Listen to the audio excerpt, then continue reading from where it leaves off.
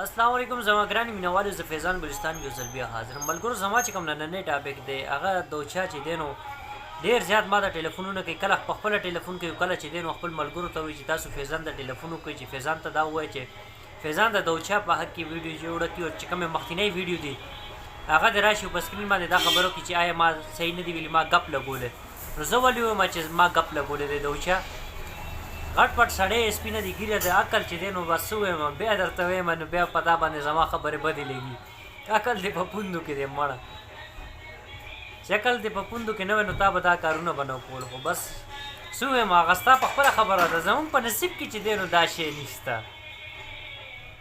بس الله پاک دې دله هدایت درکړه چې دې شیزونو نه باز راشي ګوره دا خوند نه کوي غټ پټ سړی یو خو وي که نه ماشوم وي ماشوم په خبره باندې نه پوهېږي خو دوشا صاحب ته خو چې دی نو غټ پټ سړی بوډا سړی عقل دی چې دی نو بیا دې په پوندو کې دی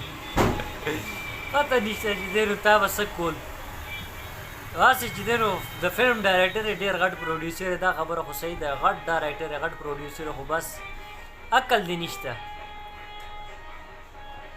خو هلته کې چې دی نو ته خلکو ته څه لپاره وایې چې فیضان ته ټلیفون وکړه فیضان ته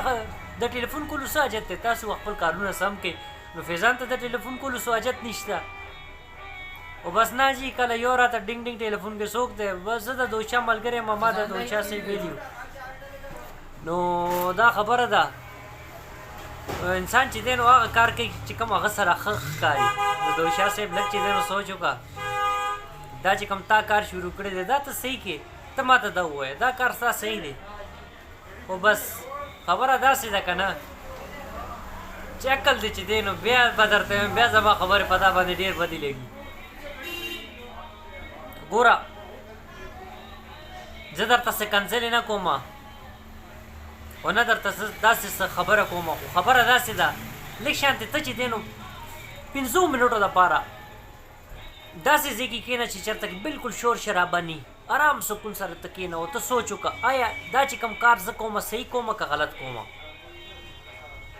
په تنهایي کې کښېنه بیا به درته پتو لګي خو بس څه ووایم بیا خبره هغه ده زو بازوله به هغه خبره ده ستام نو دوچا مشر سړی غټ پټ سړی لہذا مهرباني وکړه دې کارونو نه باز راشه او نه چاته د ټلیفون کولو ضرورت دی او نه د چا منت کول ضرورت دی چې تاسو فیضان د ټلیفون وکړئ چې فیضان یار دا ویډیو ډیلیټ کړه دا نو ته دا کار مه کوه زه به ویډیو نه جوړوم بس ملګرو زما د اوچا ته دا میسج دا پیغام و چې ویډیو کې ما نه څه غلطي شوي نو زه بخښنه غواړم انشاءالله ډېر زر یوې نوې ویډیو ملاقات کېږي تر هغې پورې زه تاسو نه اجازت غواړم د لوی الله په امان والسلام